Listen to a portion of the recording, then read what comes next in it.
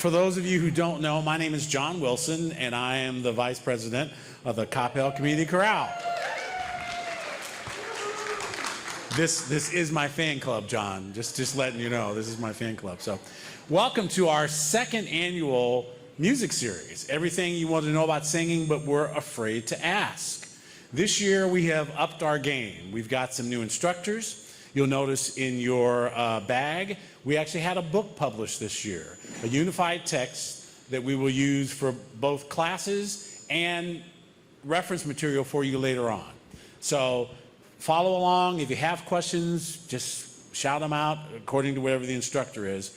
Our first instructor this year is Will McLean. Will is a doctoral student at UNT. He has also taught classes in various places. His bio is in your program, so I'm not going to read it to you because you don't need me to read. So without further ado, ladies and gentlemen, please welcome Will McLean. Thanks, John. Appreciate it. All right. Good evening, everyone. Thank you for being here and not melting on the way in. It's a pleasure to be in the air conditioning, to say the least. So, would you raise your hand if you are somebody who has sung in the choir before? Amazing. Has sung in a choir before? Long time ago. Okay, cool. Been in a musical? That's great. That's a lot braver than a lot of the people that normally will sing in a choir. And so our goal tonight is to hopefully help unpack some of those things that you have happen in choir when somebody says something and you just nod your head and say, yeah, sure, I know exactly what you're saying. And in reality, you're sitting there as confused as you were before they said anything. So our goal tonight is to start kind of at the basics with some music making skills. We're going to keep it light. We're going to keep it easy. And if at any point you have a question or you want clarification, truly just shout it out. You're not going to derail the train at all by being like, hey, Will, can you say that in a different way? Because that didn't make any sense. So throughout tonight, much of the presentation goes in the same order as the book. There'll be a little bit of other ways of saying things or other levels of importance. So if you want to flip through, we're going to cover the first portion of the book tonight as we went through. So without further ado, would you go to the next slide? Thank you. So these are our things we're going to cover tonight. That's a lot of things. My job is to build the foundation and the first floor of a house in about 70 minutes. It's going to be really fun. It's going to be great. So as you can see, as we go through the presentation, every one of these steps will be numbered as well. So you'll kind of know where our benchmarks are. Once we get to number 6, we'll have some time for like a check for understanding. Let's come up for air and take a 5-minute break, and we'll do all the things we need to do. Sound good? All right. So, music vocabulary. No more nodding without understanding when they say, can you sing this as if you were a dolphin underwater? And you go, sure. I have no idea what that means. So our first set of words that we're going to talk about tonight are going to be just when we're talking about notes or pitches. Basic music vocabulary. I chose 6-ish words for every little category so we can kind of know what we're talking about. First and foremost, a pitch is how high or low a note is. How high or how low. It just is somewhere in between. When they say the pitch is sagging, that means it's probably too low. If they say the pitch is rising, that means it's too high. An interval. This is something that gets confused. An interval is different than in running when you're just marking time between when you're doing things. I haven't run in years, so I can't tell you how effective that is or not. However, an interval in music is going to be the distance from one pitch to another. Intervals in music are measurable. They have different qualities. They're really confusing if we let them be, but in reality, they're just the distance from one note to another. And that's for what we need for tonight at this point. That's all we need for the moment. The next one is the range. When someone talks about, well, I have a really low range. I sing bass. I have a low range. Well, what they're meaning is the usable notes that are available to them. Usable notes that are available to them. For me, I sing baritone, which means I'm not really a bass and I'm not really a tenor. I'm kind of an in-between serviceable person. That's about it. And my range is somewhere between a C and a C. Which octaves? I don't know. It depends on the day. So my wife's voice is about the exact same range as mine. So she speaks lower than me. which is always something that is hilarious. But fun fact, as men get older, our voices actually rise in pitch as years go on, and women, as we get older, our voices lower in pitch. Fun little factoid. You can keep that one for free. It's free, put it in your pocket, take it home. The tessitura. This is a word that's not usually used all the time, but what it generally means is, where does the piece sit in the range? Is it high? Is it low? Is it in the middle? Is it in a comfortable part of the range, or is it in an extreme portion of the range? So, all things to think about. These next two are ones we hear all the time. We always hear that we are singing in tune, right? Anytime we sing, it is in tune. It is in tune with something. It might be within ourselves, but that's okay. In tune, which means we're singing the correct pitch, or we are singing with good intonation. Out of tune, the opposite. Incorrect, and usually, in a really basic way, it either is too high or it's too low. It can be really close and still be too high or too low. And sometimes that's only perceptible to us as singers or musicians, and the audience will be like, that was amazing. And you'll walk off and be like, hello. Yeah, and so sometimes we walk off and say, ooh, I don't know. But however, those are terms that we are going to hear all the time. I would say from this list, hello, this is really hot tonight. Yeah, I'm not sure. It was hot when John was talking on it too, but we'll make it work. So I would say most often tonight, or in your normal choir rehearsals, you're going to hear number 1, number 2, number 5, and number 6 the most. Those will be the things you would hear the most. Let's go on to the next one. She's already there. Yes? I might in a minute. Thank you. So when we're talking about rhythm, here are words we use all the time too. So this is talking about pit or rhythm or speed or as the time in which things happen. So basic terms, tempo. When you might have a director in front of you that says, okay, we're going to set a new tempo. The tempo means just the speed in which the music is going to go by. The music is going to be happening to us, or we're going to be happening to the music, but the tempo is something we should keep steady unless told otherwise. Rubato is when that tempo is going to fluctuate. It's going to slow down or it's going to speed up. And that word actually is about robbing of time. Rubato technically is talking about robbing of time. We're robbing Peter to pay Paul. At some point, if we're going to take a slowdown, we probably should speed up at some point to get back in time. Accelerando, that's going to be moving quickly in a very noticeable manner right away. You'll hear tempo, accelerandos marked in your music all the time, and a lot of times rubato is something that happens because the conductor has a musical idea, they're working with the accompanist, and the musicians are really facile, and we can make a musical moment happen. That's something where rubato is more regular. Then accelerando is going to be something that's marked really clearly in our music. Retard or rallentando, number 4. Ooh, John, you have fixed it a little bit. That's great. Thank you. Retard or rallentando, usually marked in our music as well, is the opposite of accelerando. You'll see 2 things marked. Retard is oftentimes marked RIT period. So that's a little abbreviation for you. Rallentando is oftentimes marked RALL with a period.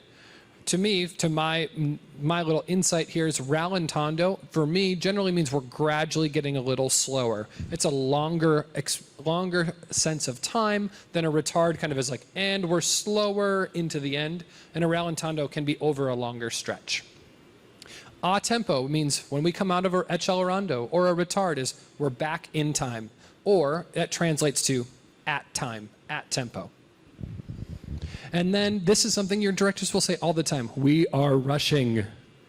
That means we're getting a little excited. We're getting ahead of the beat. Time is no longer a factor for us for some reason. But lo and behold, sometimes this happens more in fast passages of music than in slow passages of music, which sometimes you might think it would be the opposite. However, when dragging, that means we're slowing down. Oftentimes that happens in slower moments. It's when we're trying to be really expressive and really connected to the things that we are doing.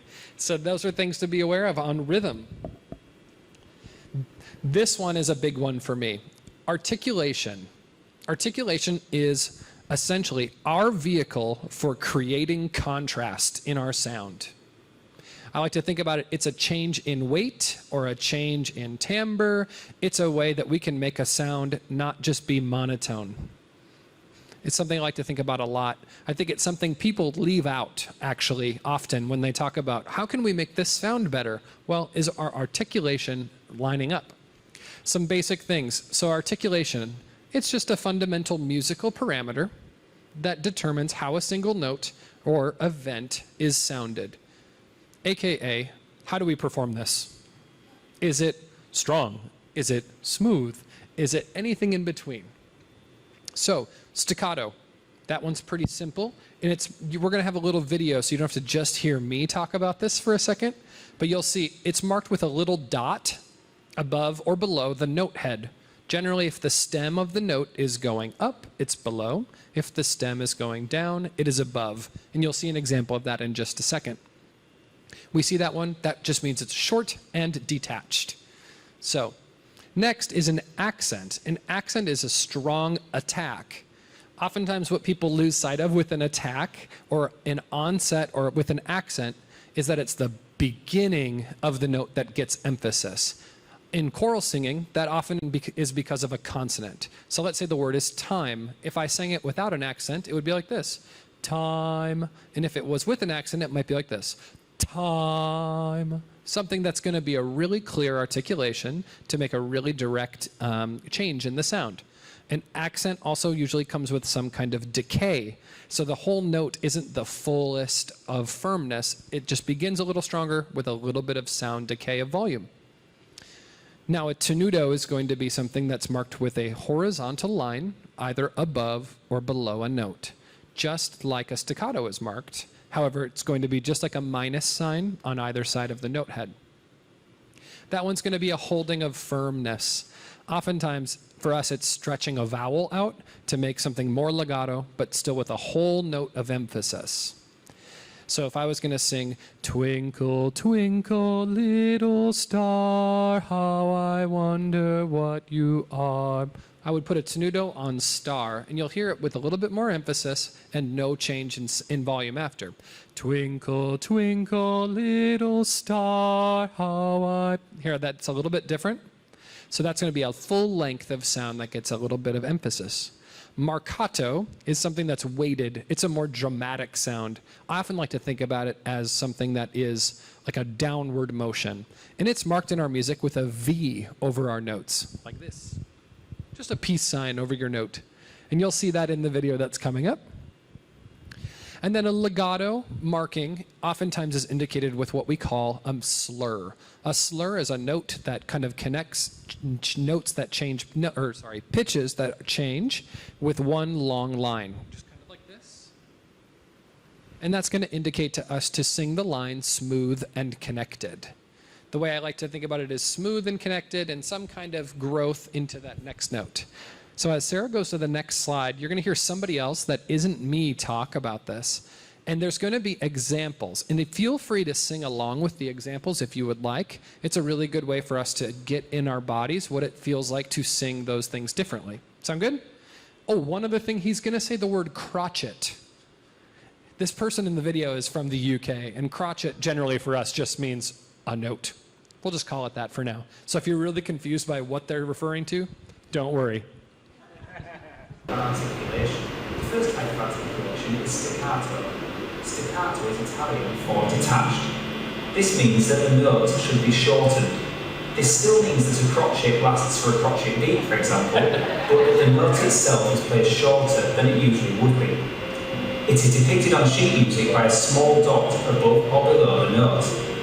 Listen to this example and see if you can notice the difference between the music played with and without staccato.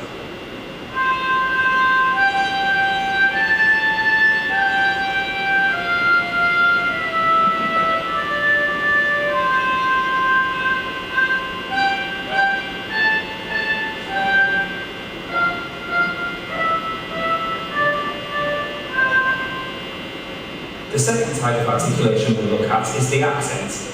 An accent is an emphasis or stronger attack on a note, and is marked on a score by an accent mark, which looks like a letter V on its side. Listen to this example and see if you can hear the stronger, slightly more aggressive approach to the notes.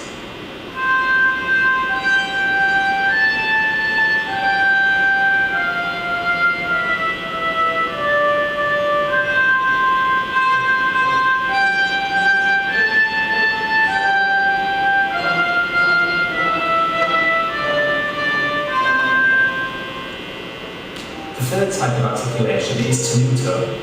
In Italian, this means to hold. As opposed to staccato, where a note is shortened, a note marked tenuto should be played or sustained for its full length. This is quite a difficult one to explain, and to be honest, Sibelius struggles to interpret it correctly. However, some performers differentiate between a so-called normal note and a tenuto note by giving it a slight accent, but not as powerful as the one heard in the last example. The fourth type of articulation we'll examine is marcato. Marcato in Italian means... It's okay, go back. Gave you one incorrect thing. The marcato is upside down peace sign above a note. So it's going to look like this. My apologies. Let's go back a slide.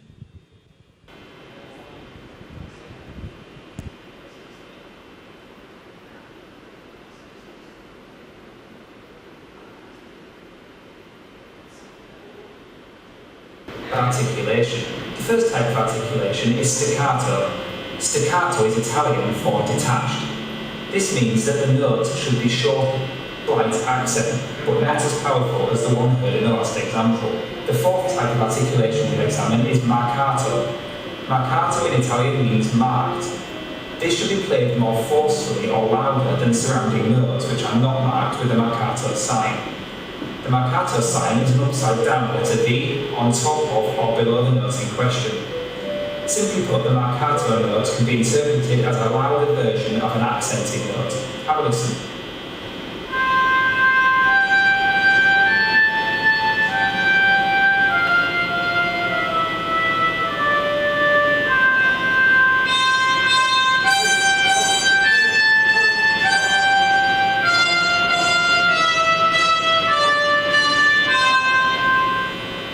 Finally, let's take a look at a slur.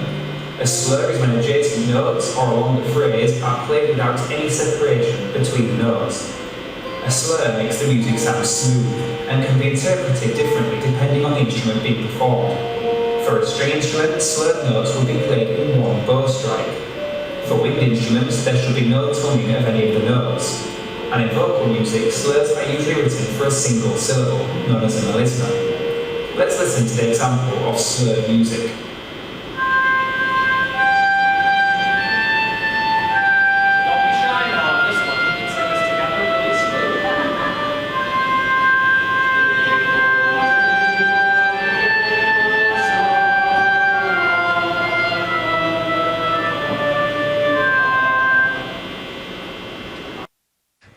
So articulation is one way in which we can show contrast, and one way in which our directors or conductors are going to want us to change how we sing or change how we interpret the music to make sound different. Another way they're going to talk about it is going to be through sound quality. These are words that choral directors specifically will use a lot more than our instrumental counterparts, and ones that we use all throughout the rehearsal process. It might be during a warm-up period, it might be during the rehearsal of a piece, all kinds of things. And so we're going to do a little demonstration. We're going to sing together a little bit, but the general words, and we will use all of these, and I found, so the founding director, Josh is not the founding director, sorry. Josh, my friend, who invited me to do this, who's running the series, and has this book here. Some of his wordage is very much in there. And I say wordage because Josh, verbiage and certain vocabulary, Josh uses unique words all the time, sometimes makes them up. But one of my favorites and most Josh words up there would be woofy, number 3. That's something that he would say all the time and does say, and you'll probably hear him say it next week. But these are words that you'll hear in rehearsals all the time. You'll hear forward, that it means the sound has greater brilliance, something associated almost like with a, yeah, it's really bright, you know? And then something more spacious is going to have space in the back, kind of a lifted soft palate. And then woofy is going to have that same spaciousness, but the sound is going to be even darker, like, oh, way back here in the voice. I do those as extremes so you can hear the difference. Of course, you probably are never going to want to sing like it sounds like it's underwater, but I'm not the composer of any piece, so you never know. Resonant or resonance is going to be something that talks about a full, brilliant sound, fully vibrating, and is the result of proper placement and vowel production. And so timbre, this is a really unique one. We talk about what is timbre is what is the characteristic sound of any instrument or voice. So, for example, one of the things I think of when I think of a unique timbre is a bassoon, which is a really low reed instrument. I think about the nutcracker. The bassoon is in the ballet. The nutcracker is one of the most prominent characteristic instruments in the whole thing. It has a completely different characteristic of sound than a flute, right? And so when we talk about what's the difference between those things, we're really talking about what is the timbral difference between those instruments. Last and not least, this is something you hear all the time in choral singing, is registration or voice modes. The head voice, which is way up here, and the chest voice, which is down here. Or in simpler terms, our low voice and our high voice. And we all have those regardless of gender, regardless of voice part, regardless of anything. Those are things that are natural, and they have to do with how our voices actually work, which I'm not going to explain to you today because that's not my job today. I'd be happy to another time though. But so we're going to explore this a little bit together. So would you sit tall as if we were going to be singing, because we're going to sing. We're going to do some really simple things. So first, we're going to just hear what our normal sound is, and we'll just sing this if we wouldn't mind. It'll sound like this. Just on an ah vowel. Ah. That's beautiful. So now if we're going to sing that more forward, we'll sing it with an N on the front, and we're going to change it to an E. And I'd like for us to think of how bright and forward we can make the sound by thinking the sound is kind of coming from where our teeth are. Ready? That might be weird, but see what happens. Ready and go. E. And that's going to be a way brighter quality already than our which was so safe and so nice. That was really great. So next, let's think about a more spacious sound. So let's go back to that ah vowel and see if we can use the N still to keep it open though in the back. No, ready and go. No. Yeah, that's beautiful. And if we were to make it woofy in the words of Josh, let's take it as far back as we can to a really ugly space. I'll demonstrate it first. My notes are still right, but it's a way dark timbre and it's really kind of funky. Your turn. Ready and go. That was beautifully bad, like purposefully. It was great. Something that I'll just tell you really quickly that I like to use in my rehearsals all the time is I use a system of 5. And what I mean by that is there are 5 points in your head, this being placement number 1, which would be as far bright as you could make it possible. 2 would be a really healthy, spacious place, but with some brightness to it. 3 would be that really tall, really spacious, really safe place where we feel really happy with our sound. It's a really safe place to be. 4 is going to be a healthy, dark place. And 5 is that woofy space way in the back. When our middle school boys are going through the voice change, we refer to that as the dumb bass sound, because it feels really good to sing back there and it's really safe, but it coming out of the mouth, it doesn't make any sense. It's almost unintelligible. So let's go on. So other basic terms, these are things you're going to hear regularly and see in your music. Molto. That just means very or much. So if you see molto retard or molto rallentando, that would mean very slow or very much slowing. Poco, which you'll oftentimes see accompanied with poco a poco, which is going to be little or some, but poco a poco would be little by little. So just basic term there. These are things that I think are often left out, and we just assume people know what they are. So the composer is the person who wrote the piece of music. Hello, that's great. Oftentimes their name can be found in the music at the top right corner of the music. Sometimes though, you'll see a bunch of names or multiple names. The first name you see is generally the composer. If there's multiple, you could see an arranger or an editor. And what that's going to mean is somebody who's taken an original composition and made it either more accessible or changed its instrumentation so that we can perform it successfully. And so when they talk about the composer or the arranger or the editor, those could be three different people and generally are. A score. This was something I found really interesting as I was going through the book. I was like, Josh has certainly gone and got a doctorate now because he doesn't talk about it as a piece of music, but as a score all the time. A score is the physical piece of music. They'll say, can you pick up your score? That's your piece of music for that specific piece. The librettist. Now that is an intense word. The librettist is the source of the text. The librettist, generally when you hear about a libretto, is going to be the words or the source of words. Oftentimes we associate that with opera because it's generally telling a story. I use it here just to say the libretto or the source of the text. It can be a person, a people, a source. My uncle is the poet laureate at the University of Minnesota, and he writes tons of lyric poetry from choral music, which is really unique. So he's a librettist. Would be a really interesting way to think about that. All right. I think that's the longest of any of the numbers that we have. So those are basic terms so that hopefully when you're in your rehearsals, that you actually can be like, yeah, I know what we're talking about when they say words. So let's talk about the physical music. Navigating the staff. What are these lines? What do they mean? I'm not sure what to do. These are questions I've been asked a ton of times. So on the left, you're going to see an example of a staff. 5 lines.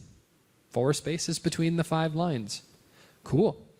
The difference between the left and the right are those 2 vertical lines. When you have a staff that is intersected with lines, it creates what we call a measure. We have a measure of music. Oftentimes we'll refer to those in rehearsal, like measure 4. Well, now you know what units you're counting if it's not numbered for you. So the grand staff, for our purposes, this is what the piano plays on, is the grand staff. And it's our 2 staves connected by a vertical line, and that curly line on the left is called the brace. Caroline usually plays that all the time. That's what you see piano music generally written on. And sometimes choral music you'll see written on the grand staff as well, when you see the soprano alto part together and the tenor bass part together as well. See how quick that one was? That was quick and easy. And then even this next one is combined, if we can believe it. This one does give us a little trouble. So by us, I mean the general population of musicians. So if there are questions, shout them out. I'm happy to answer. Let's go on. The treble clef.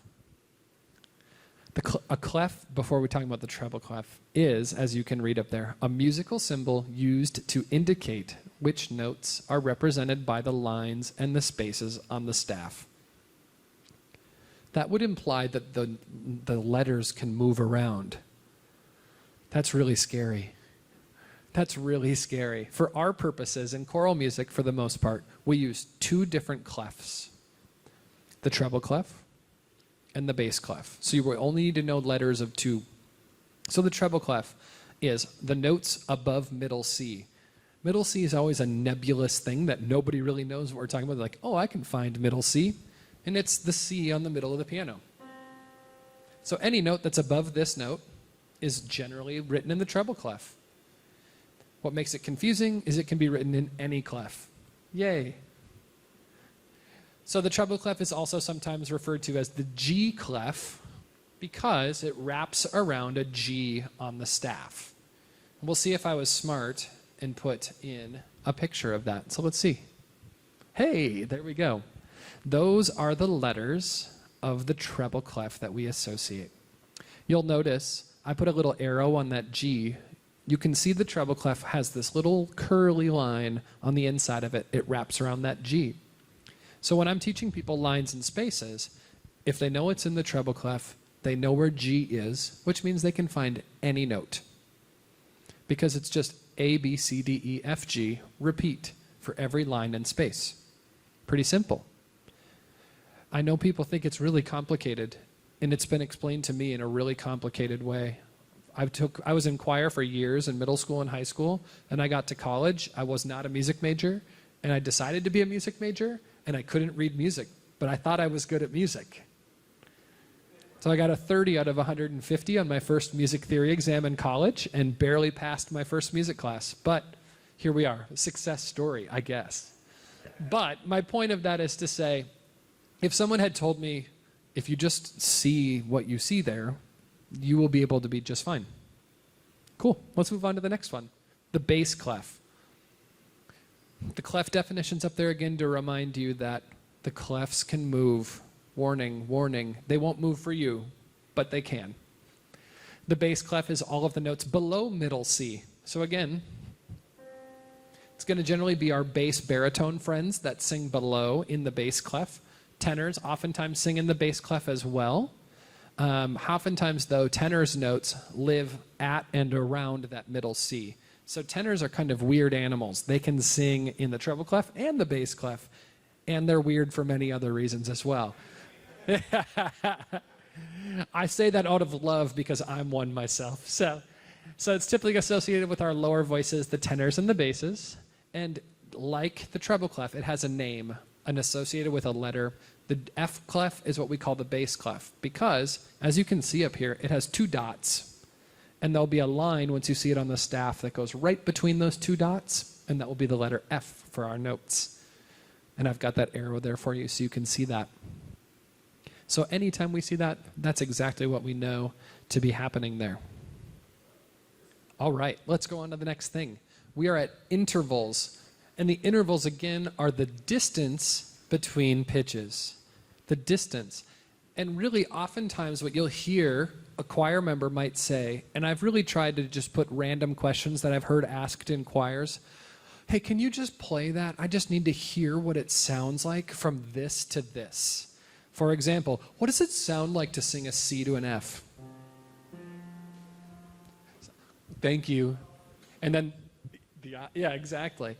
So on the back of your sheet, you'll notice I've got a cheat sheet for you because intervals will happen twice. But those are things for learning those intervals. You can have a basic chart of like, oh, I don't know what a seventh sounds like. It could be this. So just some well-known songs there. And if you don't know some of those songs, YouTube is your friend. All right, let's move on to this. So, intervals, for our purposes, there are 3 types of intervals. There is a step.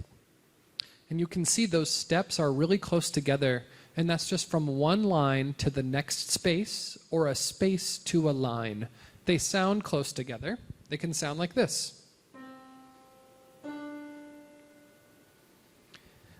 So that's a major second, and so that's one interval of a second. It's one step to the next. Sometimes they're smaller, and we're not going to talk about this much today, but sometimes it sounds like this too. And that's a minor second. Nice and spicy and crunchy. I know. And so sometimes we see intervals played what we call melodically, and playing an interval melodically would be to go do, re, which means we're singing them as an interval. But if they're harmonically, which is another interval, that's when you see them stacked, like in the middle example, you're going to see them stacked and played at the same time. The distance between those notes is a second played at the same time. So a step is one in either direction.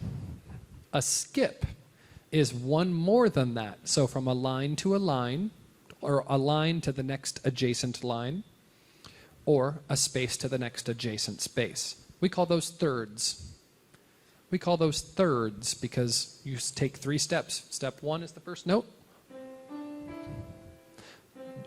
Or do, re, mi. And those can be played again melodically or harmonically. When we play them harmonically, we call that a chord. They can be minor, they can be major, they can be augmented. Wow, isn't that fun? And they can be diminished. And that sounds the same as a second, but that's really confusing. I'm not going to worry about it in this moment. But skips, For our purposes, they are from a line to the next line, a space to the next space, and they can be down or up. Leaps, anything bigger than a skip. Anything bigger than a skip is a leap. And that can be from this, the lowest note here, all the way to here. That's a big leap. A small leap, that's that C to F, the eyes. So, basic interval information. We're going to come back to intervals in a more approachable way in a second, but this is just defining what they are. Any questions? This is the point.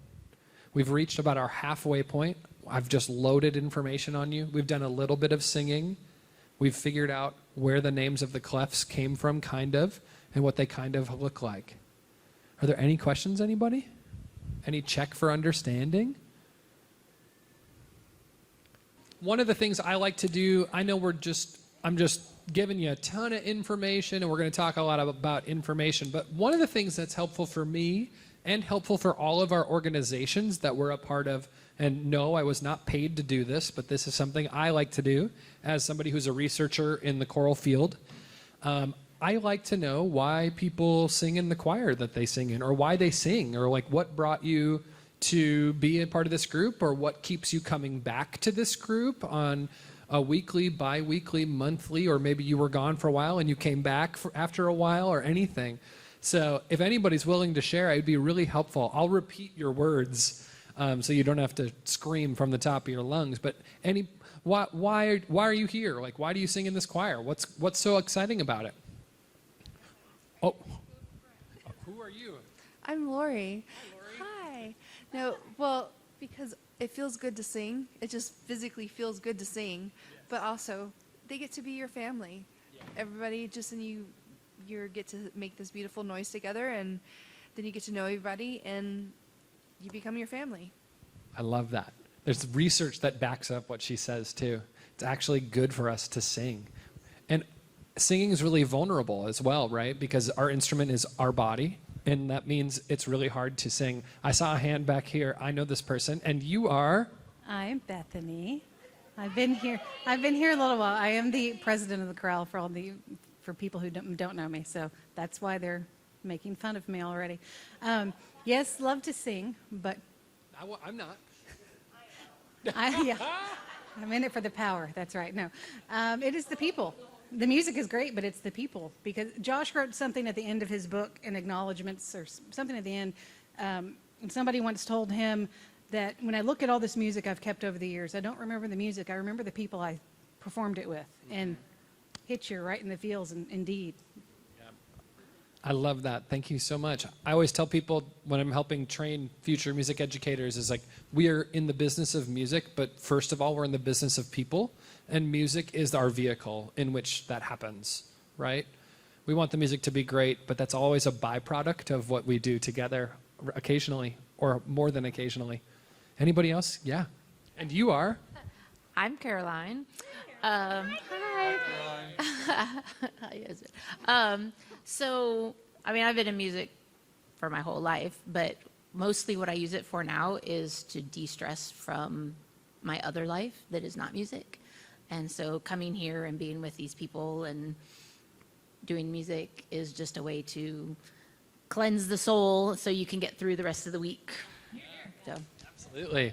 It also is a healing balm at the same time for our daily stresses, for our life's trials and tribulations, and everything in between, small or large. I love that. Anybody else tonight? Yes. And you are? I'm Amy. Hi. I think it's my own thing. Like, I have kids and I have the rest of my life, and it's kind of like a de-stressor and something just for me. And then I brought my daughter along too, so now it's not really just for me, but it's good. Anyway, it's good. I love that. I love that. We, in our lives, do need our things that are still ours. My first wedding anniversary was yesterday, and part of it was great, and we've had a great first year, and one of the things we talk about is like, cool, so like we've figured out the identity of how to be married. Great. We have to make sure we're ourselves, because we married each other because we love each other. We don't necessarily love us. We love the individual in which we marry. So we need to fill our own buckets. My wife needs to fill her bucket. And we're better for it when we do those things. I love that. All right, and you are Bill. Yes, I am. All right, Bill, you're gonna end our session. You ready? And why do you do this? Yes, I'm Bill. And, hi, Bill. And now I've been sober. Oh no, wrong group. Sorry. No, what everybody else said, but when we really nail a song, it's just very satisfying. It makes you really feel good. Like you've accomplished something. We love hard work. Hard work is fun. Thank you for that, Bill. That's one of the things when we're talking with young people. Hard work is fun. They don't know that. Not every minute of hard work is fun, but the product is so rewarding when we see it at the end. So, speaking of hard work, let's talk about time signatures. Oftentimes, our instrumental friends say how bad singers are at counting and feeling rhythm and knowing meters.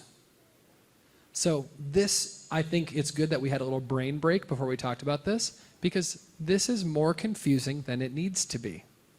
And the more I will talk about it, the more confused you will get, even if it's just the same simple things. But there are two things you need to know. Ultimately, it's really simple. It's either it's 2 or it's 3. That's all you need to know. If you can figure out if it's 2 or it's 3, any value of 2 or 3, you're going to be okay. Oftentimes they say musicians don't have to count any higher than 3. So when we think about these things, is it 2 or is it 3? That's our most simple breaking it down of things. And now it's going to get more confusing. So I'll let somebody else explain it, okay? What are beats? Well, besides being a delicious vegetable, beats are the main pulses found in music. Composers can organize the beats in music in many different ways. In order to tell the musicians how the beats are organized, they write a time signature at the beginning of the piece of music. In music, a time signature, or meter, is how we organize the beats in music. And the tempo tells them. Time signature is going to tell us how we organize the beats. Sound good? Simple. Keep going. It's the speed of the beats. The tempo can be fast, slow, or somewhere in between. The first part of organizing beats is to find the number of beats per measure. In a duple meter, there are 2 beats per measure. There is a strong beat followed by a weak beat. In a triple meter, there are 3 beats per measure. There is a strong beat followed by 2 weak beats. In a quadruple. So these are the general rules, right? Rules are meant to be broken. However, these are just general, if you're going to approach music for the first time or the 100th time and you don't know where to start, strong, weak, or strong, weak, weak. Kind of like a waltz type step. Does that make sense? It's what we call a hierarchy of emphasis. That's a lot of words. Okay, let's keep going. Meter, there are 4 beats per measure. There's a strong beat, followed by a weak beat, followed by a less strong beat, followed by a weak beat. Let's pause again. Strong, weak, less strong, weak. And I would even say that you could say a less weak in there as well if you really want to. For me, it depends on the style of music, but sometimes 2 is less weak than 4, and sometimes 4 is less weak than 2. But generally, strong, weak, kind of strong, weak is how we feel those 4 beats. Let's continue. The second part of organizing beats is to see if the beat can be divided into 2 parts or 3 parts. In a simple meter, the beat can be divided equally into 2 parts. If the beat is a half note, the half note can be divided equally into 2 quarter notes. If the beat is a quarter note, the quarter note can be divided equally into 2 eighth notes. In a compound meter... Let's pause for just a second. You'll notice on your sheet, on the top of the second page, this is written out for you horizontally, so you can see the notes on the handout. You can see the notes start to break down into smaller and smaller intervals, rhythmic intervals, so you can see how that happens. When I approach this the first time, I actually like to stack it on top of each other. Starting with the whole note, it breaks into 2 half notes, kind of like you see here with this tree. And it just makes a big old pyramid because everything breaks down. Does that make a little bit of sense? And so you can do that for both simple, which is 2, or compound, which is 3. Remember, it's 2s or 3s. That's all you got to know for now. Let's continue. The The beat can be divided equally into 3 parts. If the beat is a dotted quarter note, the beat can be divided equally into 3 eighth notes, and if the beat is a dotted eighth note, the beat can be divided into 3 16th notes. So how does all this information help us identify time signatures in music? Time signatures are made up of 2 numbers, a top number and a bottom number. The number on the bottom tells us the type of note that the time signature is referring to. A 4 is a quarter note, an 8 is an eighth note, a 16 is a 16th note, and a 32 is a 32nd note. That's the top number. I know, right? Fractions. Wow, can we believe it? I like to think about time signatures simplify. Top number, like you see here, how many, and the bottom, how long. How many, how long. How many, how long. Keep it simple. Let's keep going. Number tells us how many of these notes are in a measure. For example, in 2/4 time, the top note tells us that there are 2 notes per measure, and the bottom note tells us that they are quarter notes. This is a duple meter because there are 2 beats per measure. Pause for a second. And So he covered it with his hand. Can you believe it? Let's keep it going for just a second, Sarah. And since the beat, in this case a quarter note, can be divided equally into 2 parts, this is a simple meter. Oh! Wow! We'll go back. And there we go. She found In it. 2 parts, Thanks, this Sarah. is That's great. Keep it going. a simple meter, so we can say that 2/4 is a simple duple. Let's pause. Simple because it breaks into 2 parts. Duple because there are 2 notes that break into 2 parts. Let me say that one more time. Simple because the notes can be divided twice into 2. Does that make sense? And then duple because there are 2 of those. If it was simple triple, it would be the same thing, but with 3 pulses or 3 beats that could divide. If it was 4, it would be simple quadruple. When you start adding words together, it just don't even sound like words anymore that matter at all, do they? They just sound like confusing things. So, simple, 2. Divisible by 2. Duple, there are 2 of them. Sound good? Let's keep going. Well, let's take another example. In 9/8 time, the top number tells us that there are 9 notes per measure, and the bottom number tells us that there are 8 notes. This is a triple meter because there are 3 beats per measure, and since the beat, in this case a dotted quarter note, can be divided equally into 3 parts, this is a compound meter. So we can say that 9/8 time is a compound triple meter. I'll put more examples in. This is where it gets weird, right? Very often, very rarely do we go 1, 2, 3, 4, 5, 6, 7, 8, 9, 1, 2, 3, 4, 5, 6, 7, 8, 9. Rather, we feel the big beat for each of these pulses of 3. That's because it is a compound meter. Compound meaning it's divided into 3. Yes? Triple means we have 3 groups divided into 3. Yeah? 3 groups divided into 3. Compound triple. Compound duple would just be 2 groups divided into 3. Pretty simple. Now, we feel the larger beats there, so we'll have like 1, 2, 3, 4, 5, 6, 7, 8, 9. Does that make sense? So oftentimes our conductors, and you'll learn about watching the conductor at some point, the conductor will often just do the strong beat. So you'll see 1, 2, 3, 4, 5, 6, 7, 8, 9. Does that make sense? Because if this is real busy, that's going to cause a lot of stress for everyone involved. And I'm going to get lost. So let's keep going.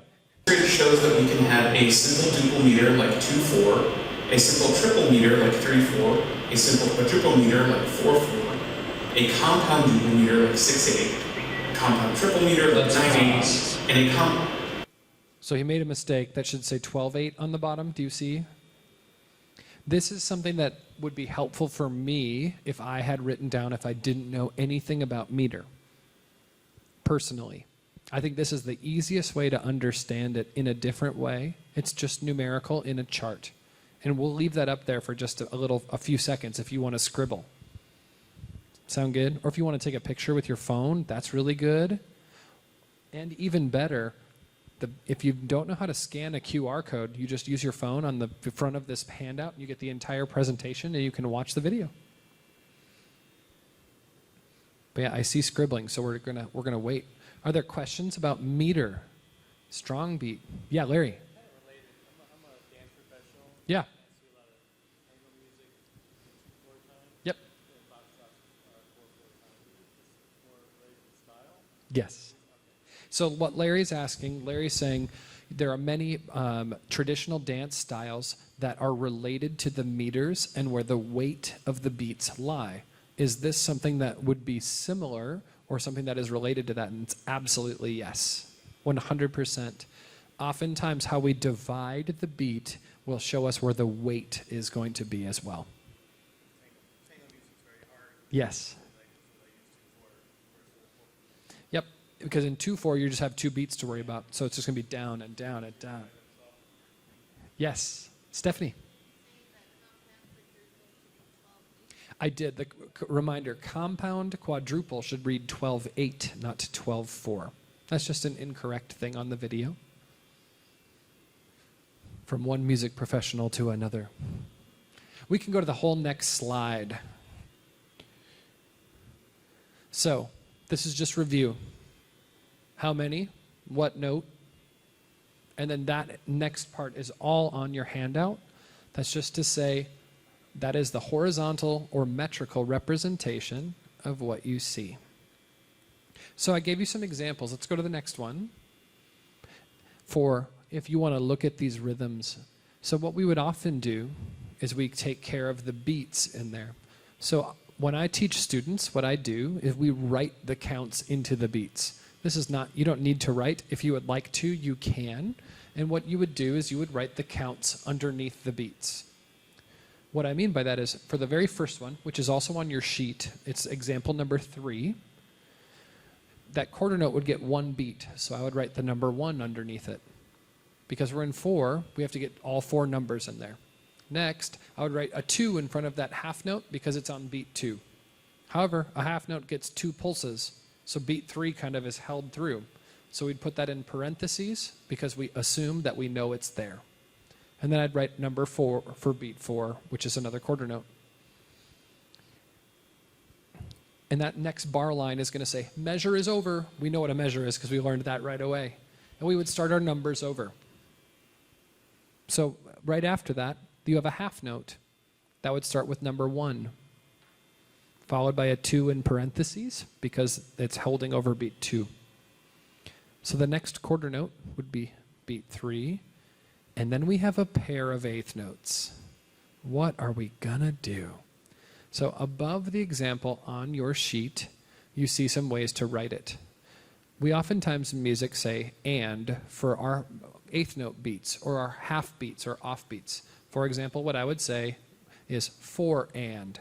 And if I was going to write that in my music, I would just write a plus sign because that's shorthand for and. I know those are really small on there, but it's way bigger on the presentation, which you can see. So as we move forward, I want to skip all the way to the last measure of the 4/4 example. And it's the measure starts with 4, what we call 16th notes. That means we have to fit 4 pulses into 1 beat. So instead of saying and, that's not enough syllables. So we have to have 1 E and a. That's how I was taught to count them. I think it's easy for teaching. So you have 1 E and a. What do I write under there? 1, letter E, a plus sign, and the letter A. 1 E and a. So how I would count this is I would do this. I would go, the whole line will sound like this. If you want to clap it with me, you can. I'll count it out loud. This is our tempo. Here's the beginning. Here we go. 1, 2, 4.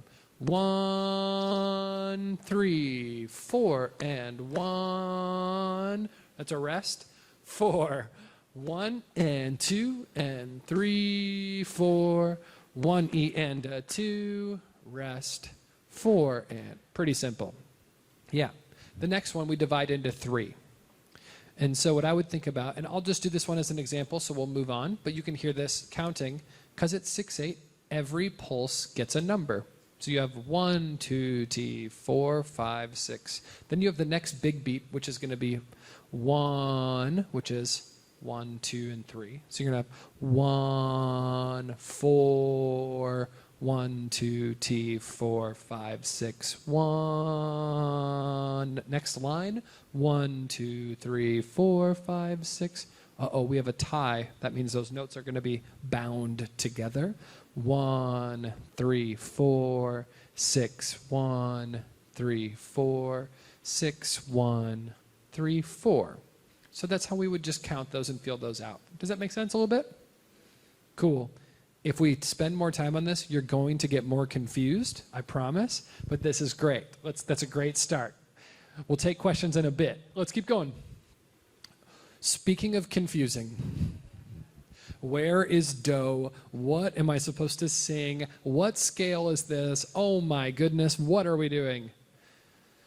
What is do to begin with? Oh my gosh, I have no idea. So let's keep going.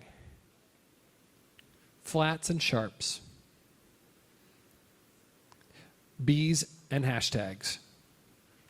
I remember when Twitter became a thing, I was teaching public school, I was teaching high school, and they're like, that's not a sharp, that's a hashtag. And I was like, here we go. This is going to be this way forever, for the rest of our lives. All you need to know, a flat lowers the pitch by half a step. Sharp raises it by half a step. You'll find those notes or those signs before a note, not after one, or in a key signature. A key signature is meant to simplify our music, not complicate it. It doesn't always do its job. So next, please.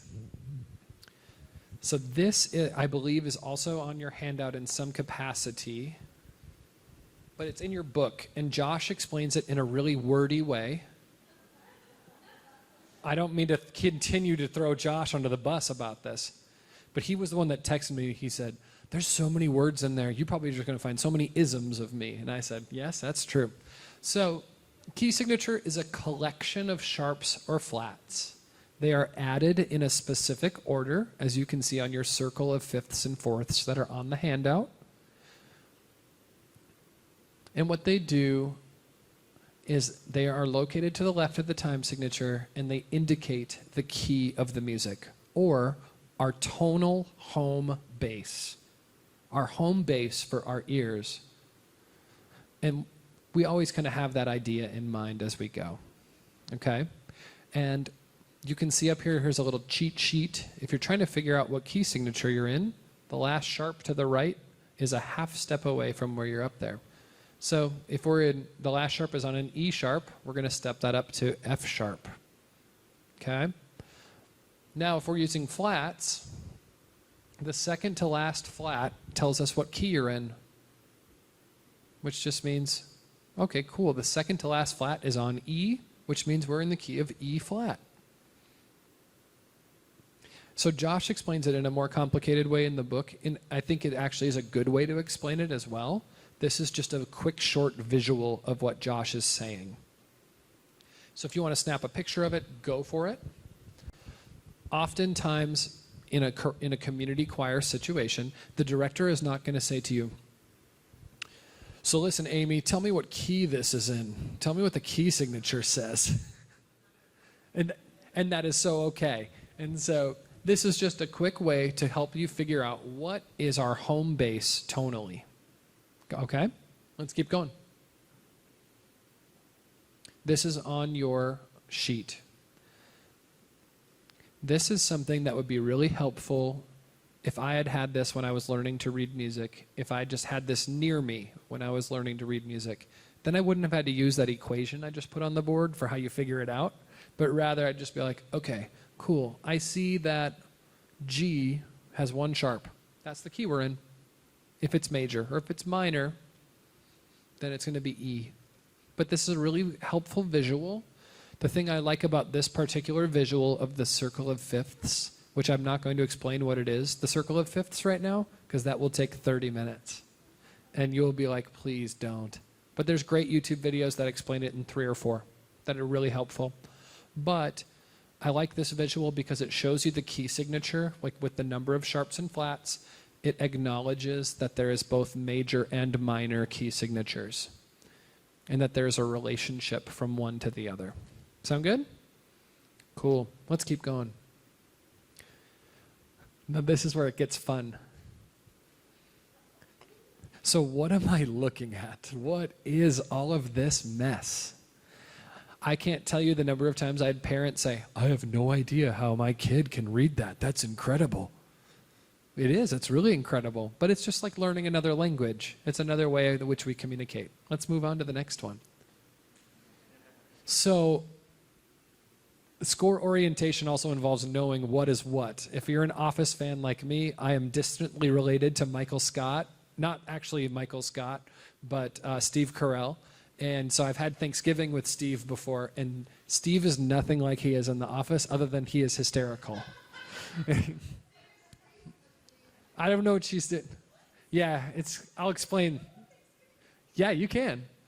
But in our real-world application of this meme is when we're looking at a score of choral music, you see soprano, alto, tenor, and bass. And oftentimes they are associated with these pictures in terms of what their personalities are like. So just take a good look at that, particularly the tenors with that joke I made earlier, John. That's the tenors upside down on the couch doing parkour. If you've seen that episode of The Office, it's classic. It's classic. And then you'll notice we always have the accompanist is the gold medal winner. Caroline, that's for you. They are the person that keeps us on task and keeps us alive out there.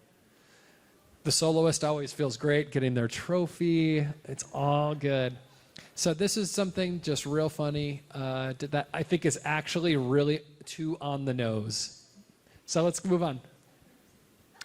So our voice parts. What are our voice parts? In a mixed choir situation, we talk about soprano, alto, tenor, and bass.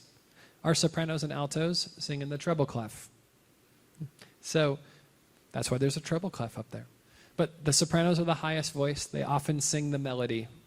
It's one of the most common choral parts, just like the altos. You'll notice I'm skipping the middle one that is not underlined. Okay, I'm skipping that for a second. Alto, the lower treble part, other common voice part. And so you'll see a mezzo and a contralto up there. The vast majority of us as singers are mezzo something or others. Our ranges are not extreme. We generally have a middle voice, either with an extension that helps us sing higher or an extension that helps us sing lower.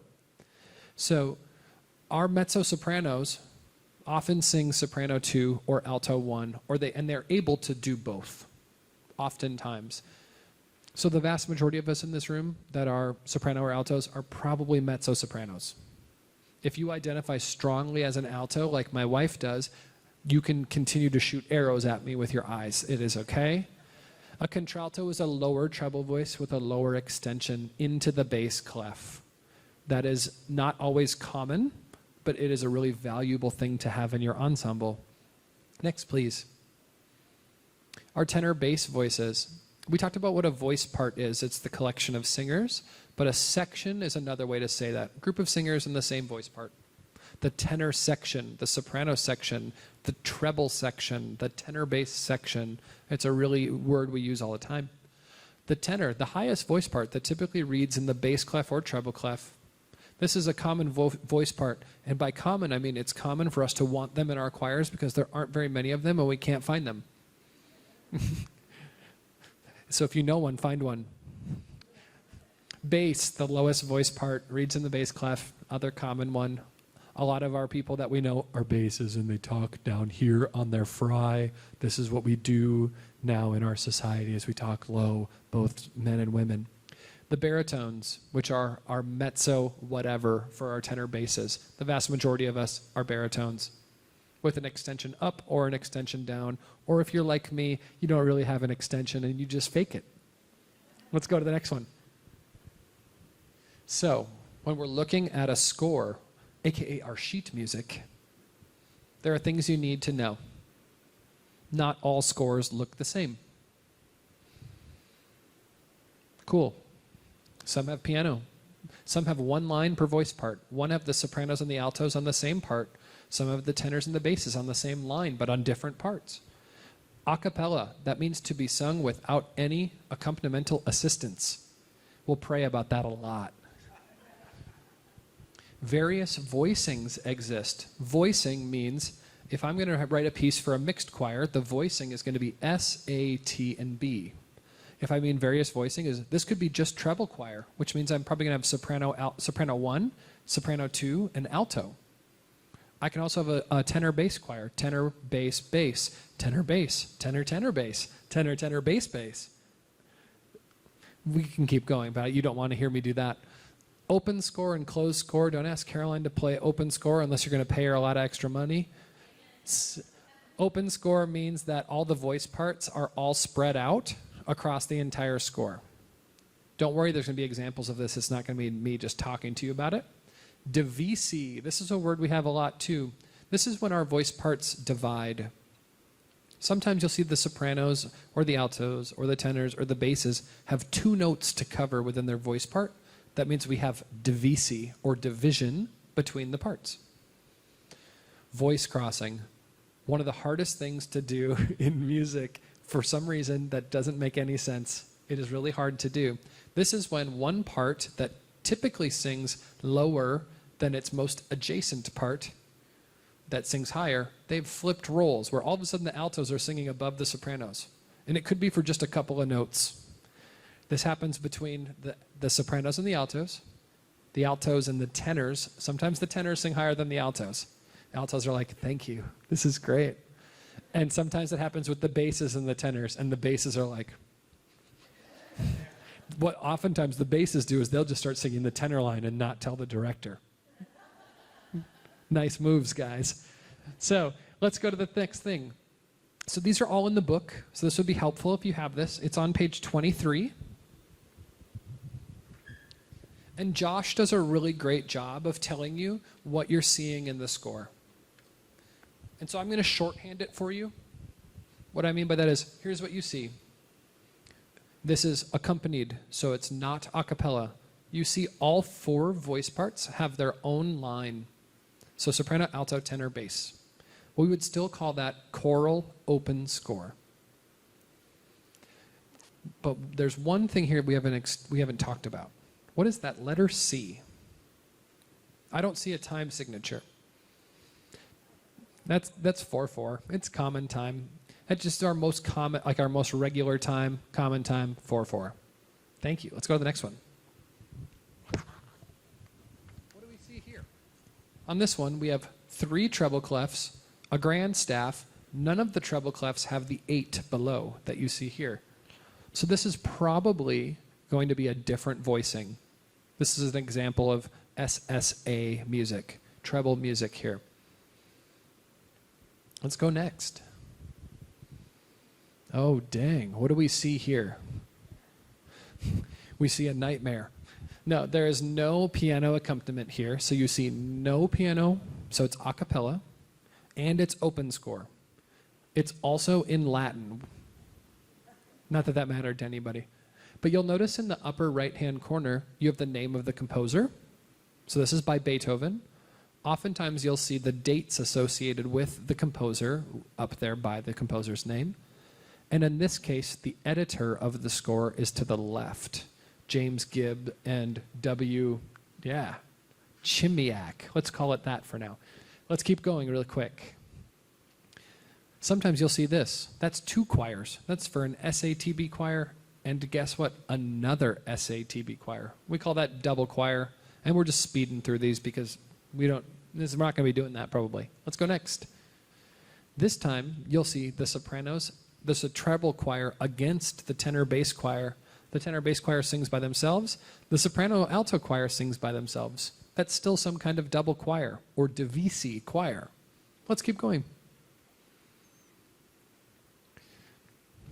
So then, I'd like to bring your attention to the second to last measure of this example. This one's not in your book because Josh's example that he uses is not really clear on the voice crossing. If you look here, and I'm going to screw the video up for a second, and I apologize. If you'll notice this line here against the alto line, even with the octave down sign, the tenors are singing above the altos for a couple of notes right there. And so we have voice crossing. This is an open score piece. There's a pickup. This is in German. This is by Bach. This is a Bach chorale from the St. Matthew Passion. It's wonderful, but the voice crossing is where the tenors sing higher than the altos.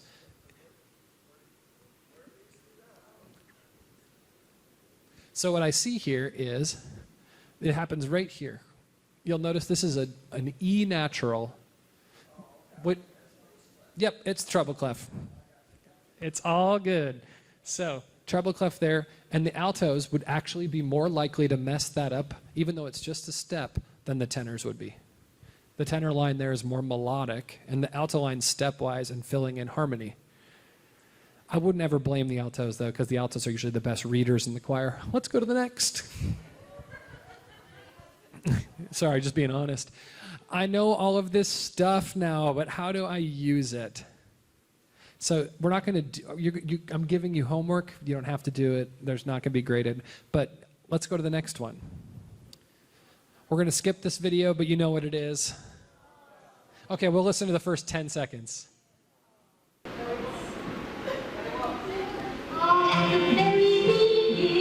There you go. A very good place to start. When you begin with A, B, C. When you sing, you begin with Do, Re, Mi, Do, Re, Mi. And we'll stop there. Thank you. So it'll keep going too. Sadly, a lot of our young singers that are training don't know that still. Or anymore, not still. So solfege, really quickly, all you need to know about solfege, because I doubt you're going to be singing a lot on solfege, is it's a way that we teach people how to read music, and AKA how to read those intervals that we talked about before. It gives them a language and gives us a language in which we can understand the music. Our do is always going to be whatever our key signature is. So if it's in the key of E flat, our do is going to start on E flat. That means we can sing a major scale from any note. Does that make sense? Cool. Most choirs in the United States use movable do. There is other things called fixed do, where every note has an assigned syllable no matter what the key signature is. No, thank you, not for me. But that's okay. Let's keep going. What are intervals? Anybody remember? Yeah, distance between the notes. Let's keep going. So this is a little exercise that I like to do when I'm training, and I'll just sing it for you. It goes like this. Do, re, major second, do, mi, major third, do, fa, perfect fourth, I gotta breathe, do, so, perfect fifth, do, la, major sixth, do, ti, major seventh, do, perfect octave. Then you can go backwards, and all the intervals are minor. Do, ti, minor second, do, la, minor third, do, fa, and it goes on and on and on. But this is a way that we really look at what those intervals actually are. Again, the slideshow is available to you. You can get that and copy and paste that and do whatever you want just by scanning that QR code. So the last thing that you would see up here is a demo. And this is your homework if you want to do it. You don't have to. This is writing in your solfege. If you are a solfege person, my wife, who is a professional singer, she flies around the country singing in professional choral ensembles. Still to this day, if she can't figure out a tricky passage, we'll sing it on solfege. Because that's how she learned it. But now she's moving away from it because most of the music she sings is very complicated. Let's go to the last slide. I think there's one more. So that is what I have for us tonight. This would be a great time for Q&A. If there are any. I know we have some door prizes we were going to talk about, but this is a great thing. My email is up there. If you want to email me, if you're like, I don't want to ask this question in front of other people, because that happens in choir all the time, that would be a great thing. That QR code is the access to the slides. It's also on your handout, so you have everything there. And if you're looking for more resources or practice materials, let me know. But yeah, if there are questions, this would be a good time for them. Yeah, go for it. Holly. Yes, I'm just trying to remember, on early Christian music, were the voice parts designated differently before women sang and the boys were singing? That's a wonderful question. So no. So what we're talking, prior to the male voice change, most boys sing soprano and alto, actually. so much English choral music, the ranges will be really different because you're talking about prepubescent boy treble singers. But a lot of the music they also sang way back in the Renaissance and medieval times, the keys can change all over the place. Still soprano, alto, tenor, bass. Yes, great question. Dang, that's knowledgeable. Josh will be excited about talking about early music next week, I'm sure. What else? Any other questions tonight? All right, y'all, before I hand over the mic, it's been lovely being with you all. Thanks for being here on this really beautifully hot night. So thank you so much.